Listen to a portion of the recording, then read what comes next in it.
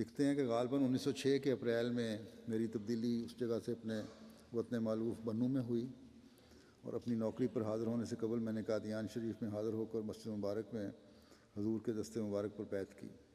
بیعت کے وقت کا نقشہ اور اپنے دل کی کیفیت مختصر الفاظ میں اس طرح پیش کرتا ہوں کہ ایک آزاد خیال اور لامذہب نوجوان اپنے نفس امارہ کی تمام امنگوں اور سرکشیوں کے خلاف جنگ پر آمادہ ہو کر معمور وقت کے دروازے پر استمداد کے واسطے حاضر ہے، اور اس کے انتظار میں اس کی آنکھیں بے قرار ایک چھوٹی سی کھڑکی پر پیوست ہیں، کھڑکی جہاں سے حضرت مسیح علیہ والسلام تشریف لایا کرتے تھے۔ مسجد میں بہت تھوڑے آدمی ہیں اور سب مؤدب اسی پاک ہستی کے انتظار میں خاموش ہیں کہ اتنے میں اسی کھڑکی میں سے ایک مقدس، وجیح اور پرشکوہ اور جلال پیر مرد مسجد میں داخل ہوتا ہے، اور ادھر اس نوجوان پر لرزہ طاری ہو کر آنکھوں سے آنسوؤں کی جھڑی جاری ہو جاتی ہے، لیکن اب تک یہ معلوم نہیں ہو سکا کہ کیوں۔ صرف اس قدر ہوش ہے کہ حضور کا اس کھڑکی سے ورود بعین ہی ایسا معلوم ہوتا تھا کہ بدر کامل اندھیری رات میں نمودار ہو گیا، جس سے سب تاریکی دور ہو گئی اور حاضرین کے چہروں پر انبساط کی لہریں دوڑنے لگیں۔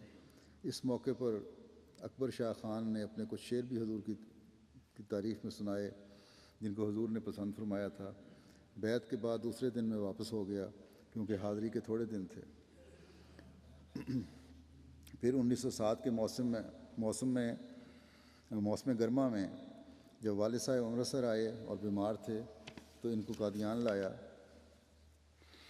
اور حضور کے ساتھ تعارف کروا کر ان کی صحت کے واسطے عرض کی گئی۔ یہ بھی کوشش تھی کہ وہ بیعت کر لیں گے، لیکن افسوس کہ والد صاحب بزرگوار اس نعمت سے محروم رہے۔ حضور نے دعا فرمائی اور مولوی صاحب حضرت خلیفۃ المسیح اول سے نسخہ لینے کی بھی ہدایت فرمائی۔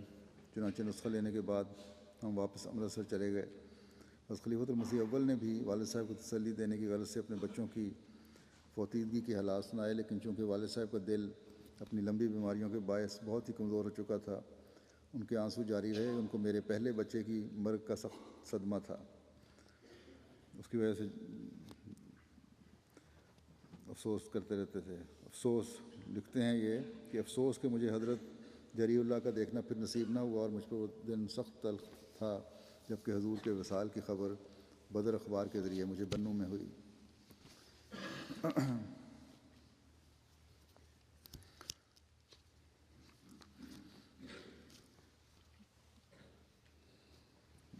حضرت محمد حسین خان ٹیلر ایون مکرم خدا بخش صاحب سکنہ گجرانوالا بیعت 1897 یہ لکھتے ہیں کہ مجھے بچپن میں کشتی دیکھنے کا بہت شوق تھا۔ ایک دن میں کشتی دیکھ کر آیا تو خواجے وہاں کوئی رہتے تھے، وہ کسی خواجے کے گھر کوئی مہمان لاڑکانہ سے آیا تھا، اس سے دریافت کر رہے تھے کہ لاڑکانے کے حالات سناؤ۔ تو اس نے کہا کہ میں نے ایک نئی بات سنی ہے کہ ہمارے لاڑکانے میں ایک مولوی نے تقریر کی ہے۔ تقریر میں اسی مولوی نے کہا زیادہ تعلیم پڑھنے سے بھی آدمی کا دماغ خراب ہو جاتا ہے، اور اس نے کہا کہ قادیان میں ایک مرزا ہے جو فرماتا ہے کہ میں خدا ہوں۔ میں نے کہا مولوی صاحب کسی کتاب کا حوالہ بھی دیا ہے، یوں ہی زبانی کہا ہے؟ تو اس نے کہا کہ براہین احمدیہ کا حوالہ دیتا تھا کہ اس میں لکھا ہے۔ تو میں نے وہاں سکھر میں ایک احمدی تلاش کیا، اس کا نام محمد حیات تھا، وہ چنوٹ کا رہنے والا تھا۔ اس سے میں نے جا کر دریافت کیا کہ تمہارے پاس براہین احمدیہ ہے؟ تو اس نے کہا کہ ہے۔ تو میں نے اسے کہا کہ ذرا کھول کر دکھائیں کہ جہاں حضرت صاحب نے لکھا ہے کہ میں خدا ہوں۔ یہ احمدی نہیں ہوتے اس وقت تک۔ جب انہوں نے کتاب کھول کر دیکھی تو اس میں لکھا ہوا تھا کہ خدا میرے میں ہے اور میں خدا میں ہوں۔ میں نے یہ بات کتاب میں سے جا کر شیخ صاحب کو دکھائی اور زبانی میں نے کہا کہ یہ بات تو معمولی سی ہے، جو آدمی شیطانی خیالات کا ہوتا ہے اسے تو ہمارے ملک میں مجسم شیطان بھی کہہ دیا کرتے ہیں، تو جو رحمانی خیالات کا انسان ہے تو اس آدمی میں اگر رحمانی خیالات کی باتیں پائی جائیں تو یہ کیا بڑی بات ہے؟ تو وہ مجھے جواب میں کہتا ہے کہ لو بھائی یہ بھی مرزائی ہو گیا ہے۔ تو میں نے ان کو جواب میں کہا کہ شیخ صاحب مرزائی تو بہت اچھی چیز ہے، ان کی زبان میں کہتے ہیں کہ مرزائی تو ہمارے ہاں روئی دار باسکٹ کو کہتے ہیں، اگر کسی کو نمونیا ہو جائے تو اس کے گلے میں ڈالنے میں سے آرام آ جاتا ہے۔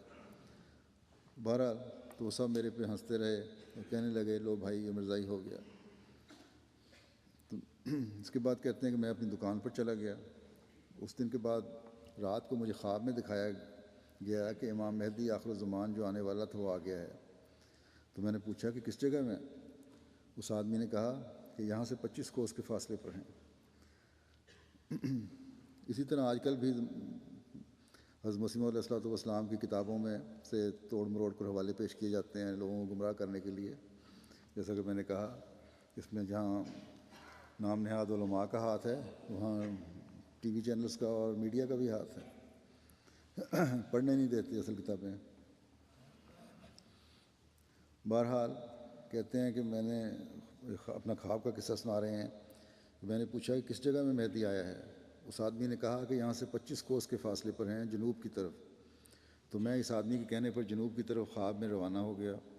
تو آگے کیا دیکھتا ہوں کہ حضرت امام مہدی گھوڑے پر سوار ہیں اور ان کے ساتھ 200 سوار اور ہیں اور وہ آ رہے ہیں۔ تو میں نے عرض کیا کہ حضور میری بیعت لے لو۔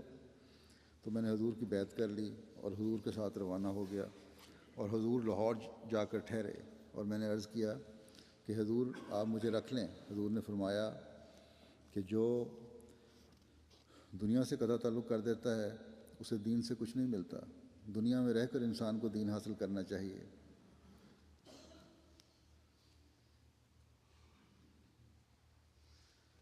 یا دین سے قطع تعلق بہرحال۔ تو میں نے کہا یہاں نزدیک ہی شہر گجرانوالہ ہے، میں وہاں اپنی والدہ کو ملا ہوں جا کر۔ مجھے حضور نے اجازت دے دی۔ پھر میں گجرانوالہ گیا تو گجرانوالہ میں اپنے مکان کی سیڑھی میں کہہ رہا تھا سیڑھی میں میں کہہ رہا ہوں کہ آخر الزمان امام مہدی آ گیا ہے، جس نے بیعت کرنی ہو زیارت کرنی ہو لاہور میں تشریف لے جائے۔ پھر اس کے بعد میری آنکھ کھل گئی، کیا دیکھتا ہوں کہ سکھر میں ہوں، سکھر میں خواب دیکھی تھی۔ تو دوسرے دن پھر خواب میں دیکھا کہ سکھر میں اپنی دکان میں ہوں، تو کیا دیکھتا ہوں کہ حضرت امام مہدی علیہ السلام آسمان کی طرف کسی بلندی پر ٹھہرے ہوئے ہیں اور ایک آدمی کو فرمایا کہ یہاں ہمارا ایک غلام رہتا ہے، اس کا سر لے آؤ۔ جب اس آدمی نے مجھے آ کر کہا تو میں نے اپنا سر دونوں کانوں سے پکڑ کر دے دیا۔